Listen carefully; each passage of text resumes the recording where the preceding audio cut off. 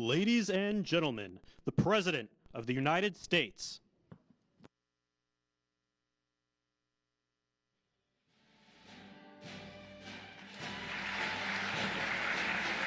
Hello, everybody.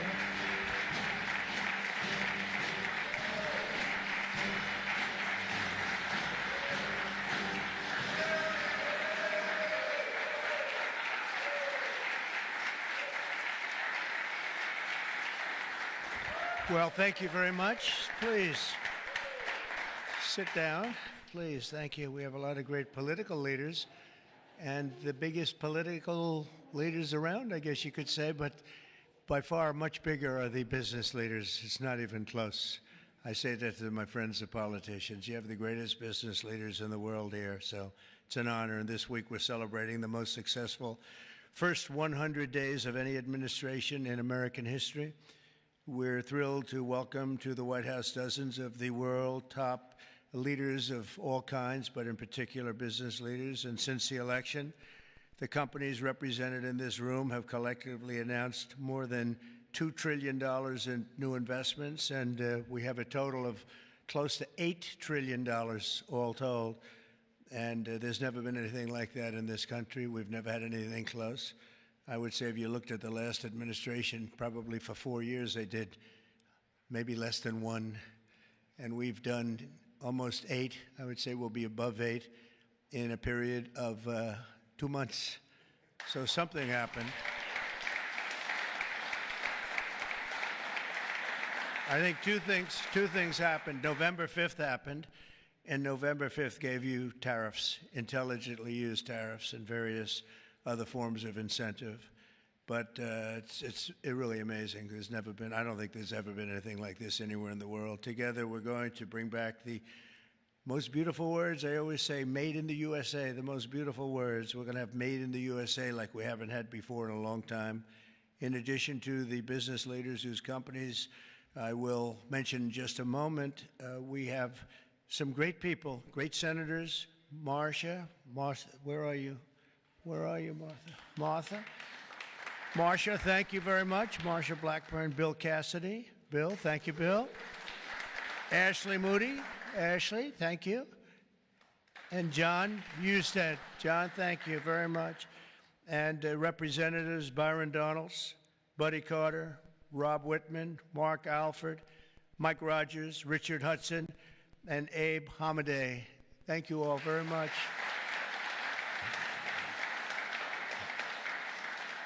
We have Mike Kehoe, governors, Jim Pillen, Kevin Stitt, Mike Dunleavy, along with numerous other members of my cabinet, and I want to thank you all for being here. How come my cabinet has such good locations? You should have given them up to the business leaders. We want their money, you know. They have very good locations. I'm not surprised. 100 days ago this week, we inherited the wreckage of 4 years of economic disaster under the previous administration. It was an economic disaster. It was a disaster at the border like nobody had ever seen before. And you probably see we've closed up the border 99.999%, meaning 3 people got in. 3. As opposed to hundreds of thousands of people coming in on a monthly basis, millions of people actually. There are periods where we had millions and millions of people pouring in on a monthly basis. We had 3 people. They buried companies in crippling regulations, waged war on American energy, pushed massive tax hikes, and gave us the worst inflation in the history of our country. In Biden's final year, the United States had the worst trade deficit ever recorded, and we lost 106,000 manufacturing jobs. Other than that, he's done a fantastic job. But now all that is changing, and all that's changing very fast, because we finally have the president who wants to put our country first. You have a president who believes in America first. In the first quarter GDP numbers just out today, core GDP, now we're removing distortions from imports, inventories, and government spending, was up plus 3%. But this is Biden's economy because we took over on January 20th. And I think you have to get us a little bit of time to get moving, but this is the Biden economy. But we still had and we've had a lot of things happen since November 5th that helped this economy because it was indicating a strong private sector growth, and it only started after November 5th. The private sector started really heating up after the election. Even though I wasn't there, people knew what we were going to be doing, and the private sector growth was actually very good. Very importantly, gross domestic investment was up an incredible 22%, which they had never seen before. Every new investment, every new factory, and every new job created is a sign of strength in American economy and a declaration of confidence in America's future. We really do. We've never seen anything like this. Even Samsung, whose name isn't mentioned here, but I heard that they announced this morning that they're going to be building a very big plant because they want to be able to beat the tariffs. It's the only way to beat them. The entire Trump economic agenda is about making it easier to do business in America, to create jobs in America, to hire American workers, and to build your factories here in America, not in China or any other country.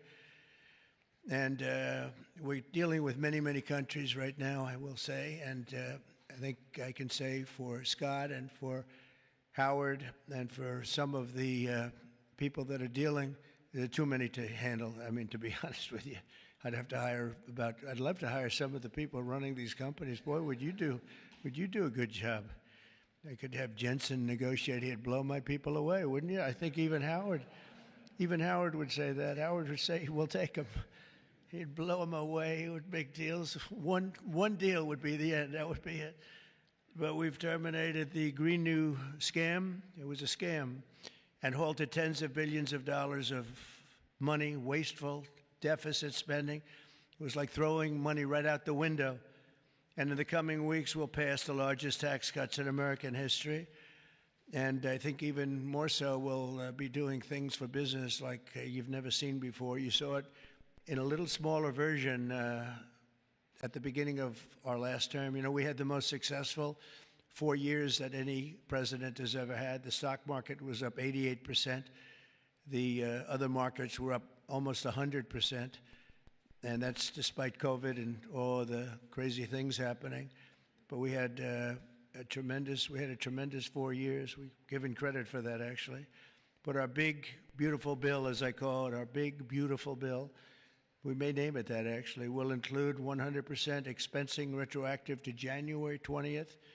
So that's all the way back to just about the beginning of the year. So expensing 1 year, you take a deduction 1 year, so you can build your factories right now, essentially almost tax-free, if you think about it. Nobody's ever been given that. And we're going to make that expensing for a 4-year period at a full 100%. So last time we made it 1 year, and you had deductions. You'd go from 100% to 80 to 60 to 40 to 20 to Zippo. And now what we're going to do is we're going to keep it at that level, and we're going to have it for 4 years.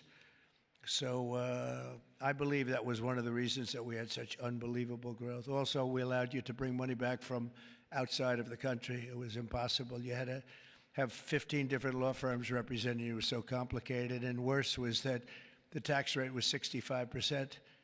I lowered the rate substantially, but still a lot. You know, we shouldn't take your money just to hold you hostage, right? So we lowered it to a reasonable amount, and we took in trillions of dollars, came back. Apple brought in a tremendous amount of money. A lot of the companies here brought in a lot of money, and the businesses represented today clearly understand that if you build your factory in the United States, your tariff rate is 0, and you have other advantages too, and not the least of which is what I just said, having to do with the bill. Now, we have to get that bill approved, so call your local representative, please, and make sure that we get it approved, because I don't want to talk too early, but we're doing well with the Republican Congress. We have the Senate is doing great, and the House is doing great. John Thune has been spectacular. Mike Johnson Speaker has been spectacular. Marcia, you're in there working very hard and doing well. What do you think? Are we going to get it passed? We have to. Marcia, we don't get it passed, I'm blaming you. We have to. We have to get it passed. We will. I think we will. But I don't think we'll have any Democrat votes. If we don't get it passed, what would happen is your taxes go up 68%. Think of that. And we may not get one vote because they just vote against. It's Trump derangement syndrome, or maybe it's just they hate Republicans or they hate what we're doing because they've lost their confidence. They've totally lost their confidence. They don't know what the hell is going on. And we are going to get it done. It's probably going to be fully Republican. Fortunately, we have the House, we have the Senate. And we may or may not have a couple of grandstanders. I don't know. But if we do, it would be good if you could work on anybody. I mean, if I were a Democrat, I'd be voting for it 100%. Because I think it's very dangerous politically not to vote for it. Think of it, your taxes go up almost 68%. So, but it looks like we're in good shape, I think, and hopefully we'll get it approved. It'll be the biggest bill ever approved in the history of our country, and it'll be the biggest tax cut ever approved in the history of our country. And in addition to that, regulations, which I'm doing in and outside of the bill, will be as big or bigger than we did last time. We have the record for regulation cuts in the 4 years. We cut 4 times higher than any other president in a 4-year period. And we're talking about 8 years and 2-term presidents. We were 4 times higher than any other president in terms of regulation cuts. And I went to a friend of mine who happens to be in the room, one of the biggest business leaders. I won't mention him because I don't know, maybe he'll like it, maybe he won't. I said to him, so have you had your choice between the big tax cut last time and the big regulation cuts, which were the biggest, again, the biggest we've ever done? I would have said taxes, but he would have said regulation. I said, which was more important to you? And he said, if I could only have one, yeah, if you could only have one, he said, most important would have been regulation. The regulation was more important than the tax cut. And I mean, we cut your taxes from almost 40% down to 21%. Now we're bringing your taxes down from 21% to 15% if you build your product, make your product in the USA. So if you make it in the USA, those chips, those beautiful chips, will make those suckers in the USA, and you're going to be all the way down to 15%. And I think there's never been anything like it. So now we're at the lowest scale for a large country, by far the lowest scale.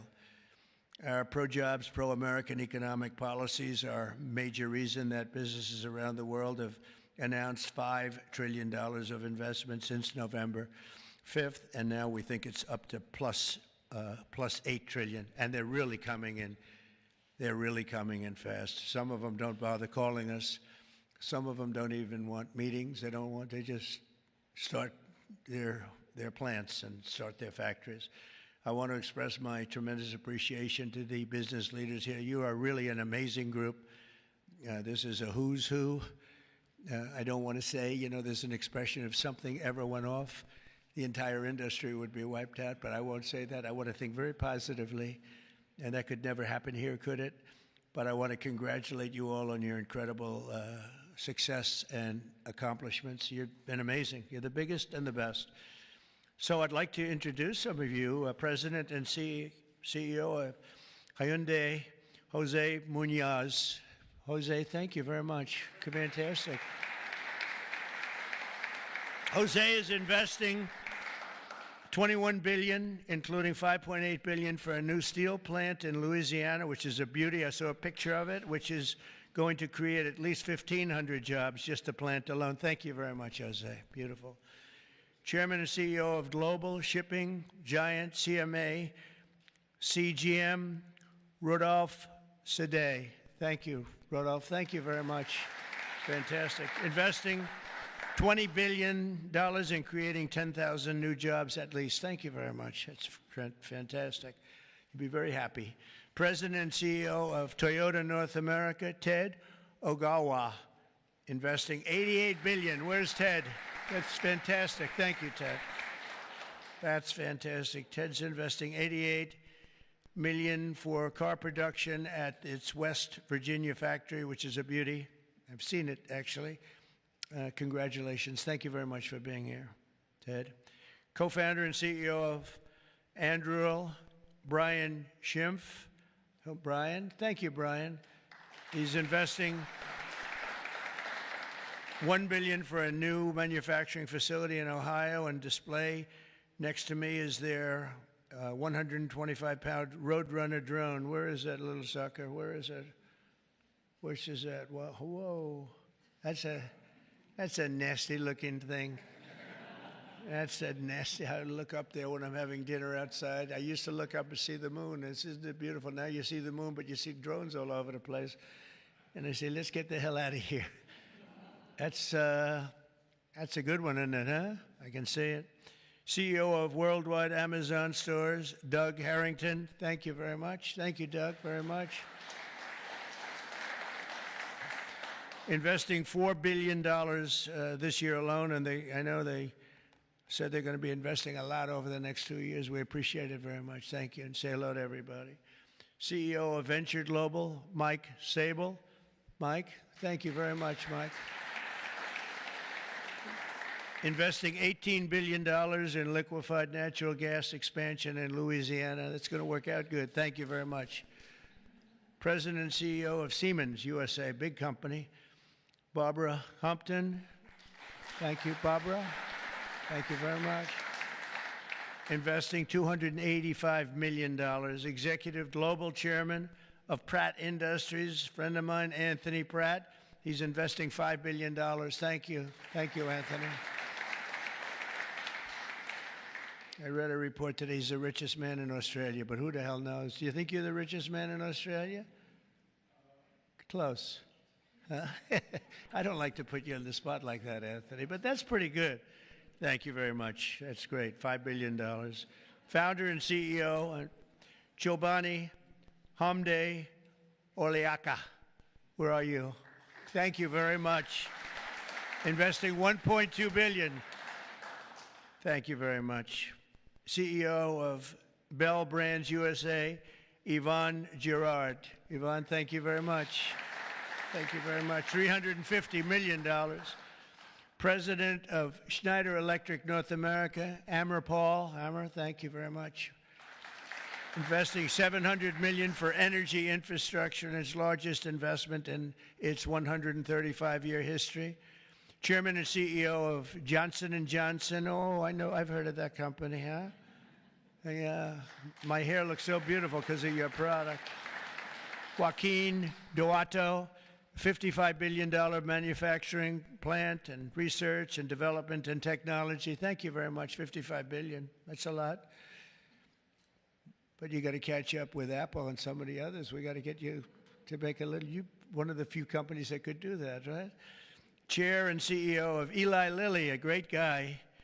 Every time I talk to him about drug prices, he sweet talks me. He tells me about the middleman. The middleman keeps telling me about the middleman. By the time I leave the meetings, I was telling my people, I say, gee, he's giving us a great bargain. You know, but David, you have done some job. David Ricks, you have done some job. I'll see you later, too. $27 billion, doubling its manufacturing investment in the U.S., and he's got a very hot topic right now going, don't you? This stuff is doing really well, isn't it? Really hot company. Thank you very much, David. CEO of Novartis, Vas Narasimhan, and that's $23 billion. Thank you. Thank you very much. Thank you, Vas. CEO of Genentech, Ashley Mugargi, $50 billion. Whoa, that's a lot of money. Good, thank you, Ashley. That's a big one. CEO of AbbVie, Rob Michael, $10 billion. Thank you very much. Thank you, good company. President and CEO of Thermo Fisher, Mark Casper, $2 billion. Thank you, Mark, very much. Chairman and CEO of Merck, great company, Rob Davis, $9 billion. Thank you very much, Rob. Chairman and CEO of Abbott, Robert Ford, $500 million. Thank you, Robert. Chairman and CEO of a company called IBM. Arvind, where are you? Where are you? Thank you very much. That's fantastic. $150 billion. That's all? That's great. Thank you very much. You've done a great job. You've done a great job with that company, too, I'll tell you. Chairman and CEO of GE Aerospace, Larry Culp. Larry, thank you very much, Larry. And Larry's investing $1 billion in manufacturing across 16 states, and with us as we have the model of their F-110 engine, which I hear is like, I must tell you, I hear it's the hottest engine there is. You got a gold mine over there, Larry, which powers our nation's finest fighter jets and other jets. And your big engine is really something that I hear is beyond anything that has been produced yet. So good luck with it. And Larry, I think we're going to ask you to say a few words, actually. So come on up. Thank you. Thank you. Thank you, Mr. President. It's an honor to be here representing all of my colleagues at GE Aerospace. We are today 125 years old, but we are inventing the future of flight.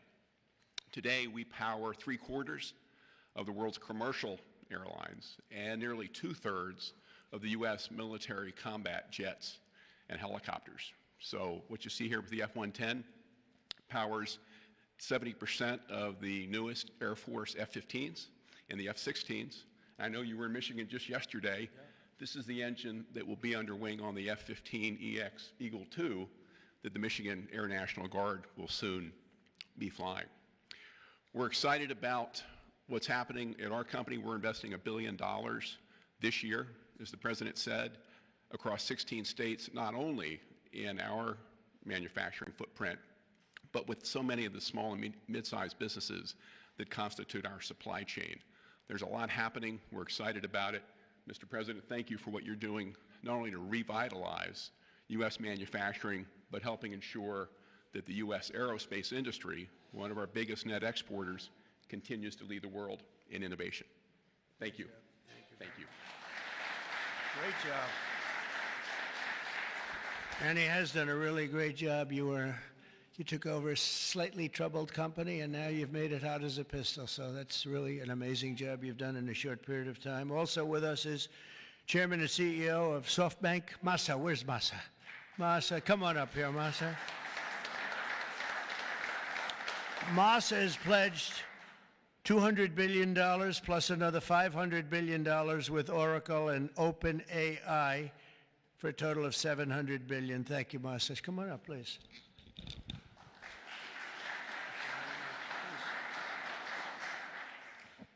Well, first time of Trump administration, we made an announcement, commitment, $50 billion. We delivered $70 billion over 4 years last time. This time, I tried to commit $100 billion, and President Trump said, "Oh, Masa, go for more." so we did the $200 billion commitment, and then right after that, we, SoftBank, OpenAI, Oracle, and MGX together, we announced $500 billion investment. This is the largest investment for infrastructure in the United States, investment. And I think this is more than the scale. The importance is this is the largest infrastructure for the AI, which is the future of mankind, I believe. It's going to change every industry, every way of how our mankind's lifestyle of the future. I am committed. U.S. is the center of innovation.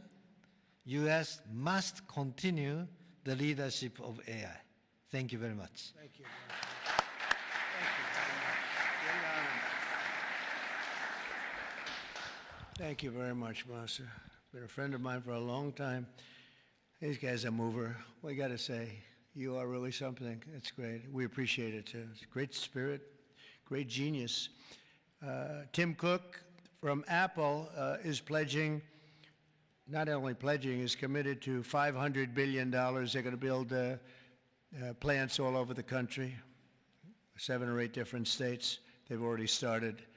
And so I want to thank Tim. That's such a big investment for somebody that, had them pretty much in one location, as you know. Now they're coming into the United States, I believe, because of the spirit and the tariffs and the incentives. So that's Apple for $500 billion. And one of the most brilliant men that you'll ever meet, the man that's done in a short period of time something that is incredible. He's the founder, CEO, and president of NVIDIA. Jensen Huang, he's producing up to 500 billion over the next 4 years to manufacture the most powerful AI chips entirely in the USA for the first time ever. Jensen, would you come up and say a few words? This is a smart cookie.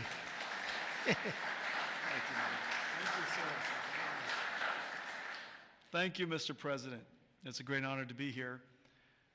NVIDIA reinvented computing for the first time after 60 years. In fact, Ervin at IBM knows quite well that the computer has largely been the same since the 60s. The IBM System 360 described really quite perfectly the computer that we use today. Central processing units, operating systems, the separation of hardware and software, I/O subsystems, multitasking. All of the words that we use to describe computers today were really invented in 1964, the year after my birth. Well, after all this time, we've reinvented computers again. This is what a processor looks like. It's on the right there. People say it's a GPU.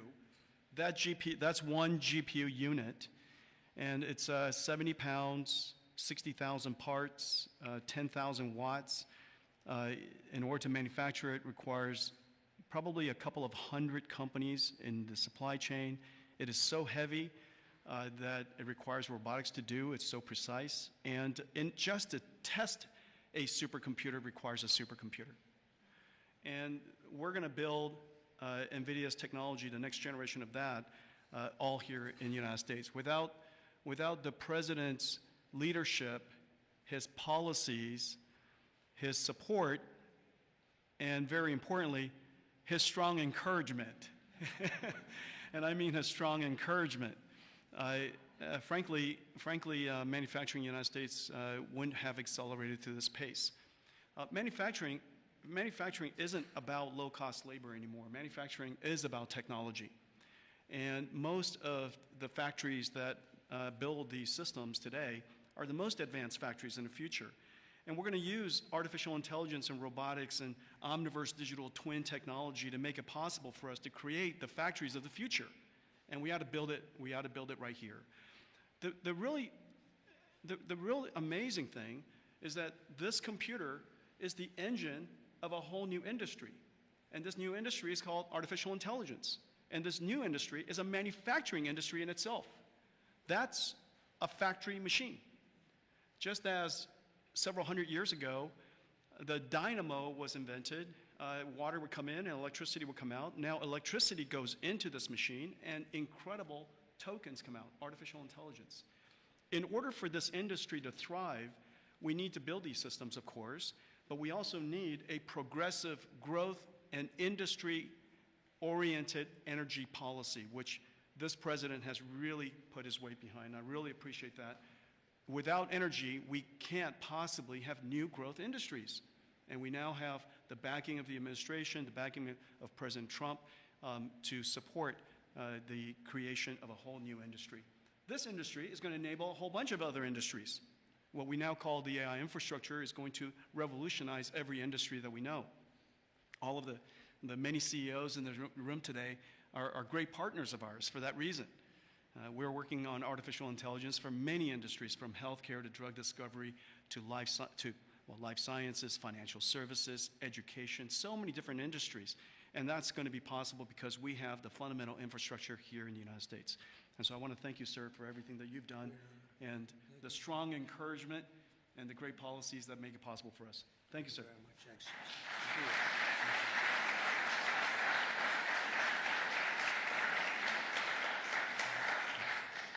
Another brilliant man. You know, we have brilliant people here, and we like brilliant people, actually, but we have a lot of brilliant people in this group, and it's an honor to be with you. Past 100 days have been fighting to reclaim our jobs and bring our country back to a level that it's never seen before, and again renew the American dream, which is what we're doing. We have tremendous spirit. I don't know if you've heard, but it's become really quite a story. I see Pete's right over here, Secretary of Defense. We have the largest number of new enlistees or people enlisting in the military forces that we've ever had. And if you remember 6 months ago, we couldn't get anybody to sign up. That's a big turn in a very short period of time. And November 5th had a lot to do with that, and our Secretary of Defense and a lot of the people that you see sitting here really had a lot to do with that. There's great spirit. I can say that also with the police forces throughout the country. We're having a hard time filling them up. It's a dangerous job, but now we have waiting lists at almost every place. And that's an amazing accomplishment when you think. It's amazing.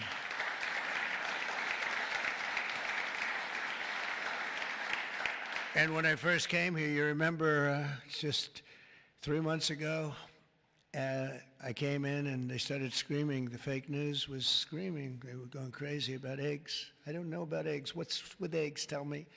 They said, their cost is up 50%, and you won't have them for Easter. I said, well, I'll have to get onto it, but this isn't my problem. This is Biden's problem. I've only been here for 4 days. They're screaming at me about eggs like it was my fault. I just got here. Didn't know anything about it. We got it taken care of, and eggs dropped 87% in the last short period of time, and everybody had eggs for Easter. In fact, we had a big Easter egg hunt on the lawns. We had 48,000 people actually came. And we had a lot of eggs. I don't know how many, but there were a lot. We didn't use plastic. They said, could you use plastic eggs? This is in early January. And I see our Secretary of Agriculture is here. Would you stand up? You did a great job. You got me out of a lot of trouble. Brooke Rollins. She got me out of a lot because they were trying to blame me for eggs, and I didn't know anything about it yet. Explain it to me. But we had plenty of eggs, Brooke, right, for Easter. There was no dearth. And we have another man in the audience who's maybe the most important man in the room because he's the head of the Environmental Protection Agency, meaning he's the one that approves all your plants. And when Jensen and some of the others came in about numerous of the others, especially having to do with AI, they came in, I learned a lot. Number one, I learned we need double the electricity that we have right now for the whole country, and really more than that. I mean, 2 times would be even better. It was like unlimited thirst for electricity. And at first I said, you know, how's that possible? But that's, whatever it is, it's possible. That machine that you say you can barely lift is, I guess, it sucks up a lot of energy. But we need more than double what we have right now. So you take all of the energy, even the energy in this beautiful, incredible, is this the greatest?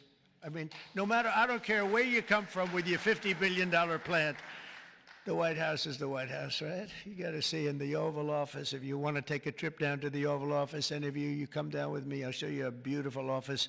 It'll blow your beautiful offices away. They'll stop and they'll say, for a lot of other reasons, but it's a beautiful place. And if you want to, I'm serious, you can do that. But I told Jensen, I told Tim, I told everybody that's building these very big, incredible plants, really plants of the future. They were talking about hooking into the grid. I said, well, you know, the grid is old, and it's subject to mishap. Things can happen, including storms and much worse than storms. And if you want, I'll let you build your own utility plant, your own electric plant along with your building. You can build it inside of the plant or you can build it outside of the plant. And I went to Lee Zeldin right here, and I said, Lee, we got to get fast approvals for these people. You know, they're going to do the best job. They're going to have the best engineers, the best everything. We'd like to have them build their electric for them. They don't have to go outside. You become a utility. You become a great producer of electric, and if you have any extra, you put it back into the grid if you want, or you sell it back in. But you're going to be able to build, so this way we don't have to worry about, do we have enough? Because if you look at California, they have brownouts, blackouts, and everything else. They don't know what the hell they're doing. Governor doesn't have a clue. But the last thing you want to do is be hooking up to the California grid so that we can go in and you'll say, gee, we have to close down the factory for a couple of days. We have a little brownout going on. So you're going to be able to build your own plant and produce as much electric as your beautiful heart's desire. And that'll be something that nobody's done before. And we're going to ask Lee to get those approved very quickly. And he'll get it approved before you can even imagine. He's great. He's great. He knows the difference. You know, you can take years to get those approved. I would say previous to us, it would be years and years. Or you could take weeks to get them approved, and it'll be just as good. But they don't play games, and they're going to get it done, and they'll get it done very quickly. So that's going to be a big help because you're going to have unlimited energy, unlimited electricity. And I think it's going to really, we want to stay number one. We're number one right now by a lot. I will say this, if I didn't get elected, I would say get out of the AI business fast. Get out of all business fast, probably. Maybe get out of the country fast, because this country was heading in the wrong direction, but now it's heading in the right direction. I think it's the most consequential 100 days in the history of our country in certain ways. We had an editorial from a group that normally wouldn't give good editorials to people like me.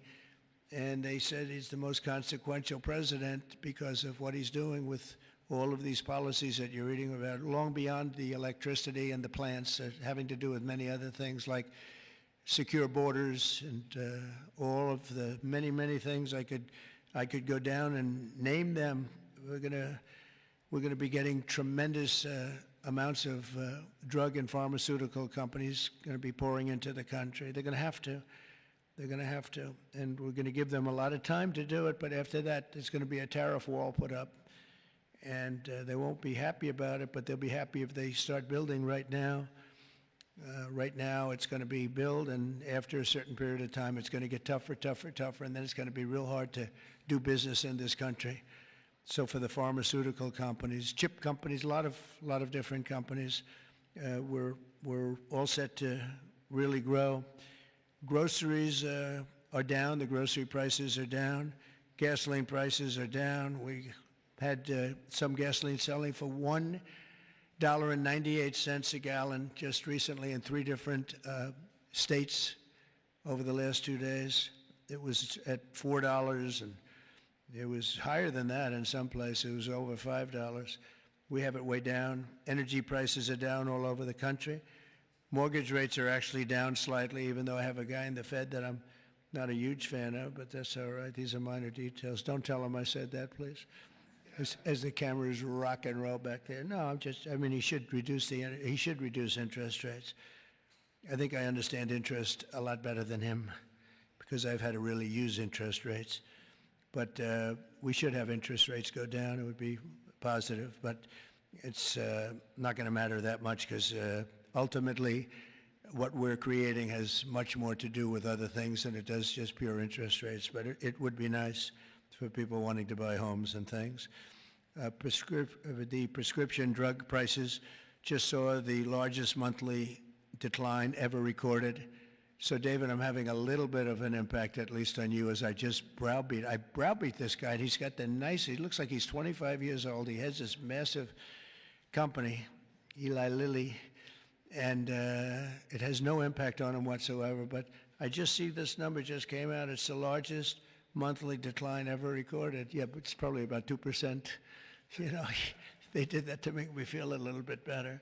But I appreciate it. We have achieved the lowest number of illegal border crossings in U.S. history, and we're at a level that nobody thought we could get to in 2 years, let alone a couple of months. And I think Kristi Noem is here someplace. Where is Kristi? She's here. Stand up, Kristi.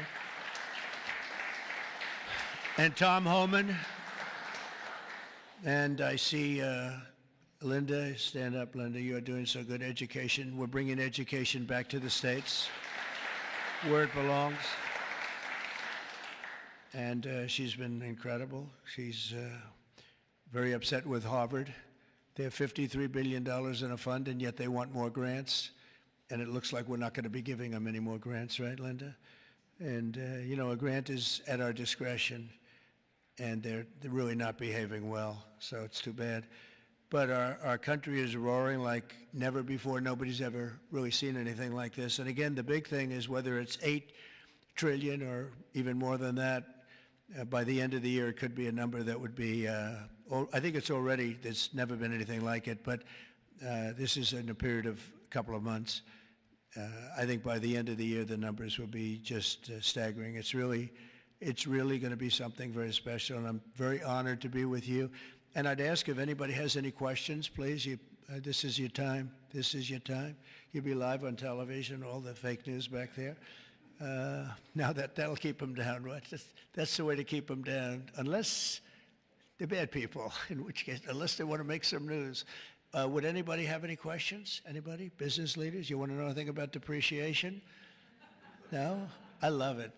We've done such a good job, we don't have to take. Howard, would you like to say a couple of words, please?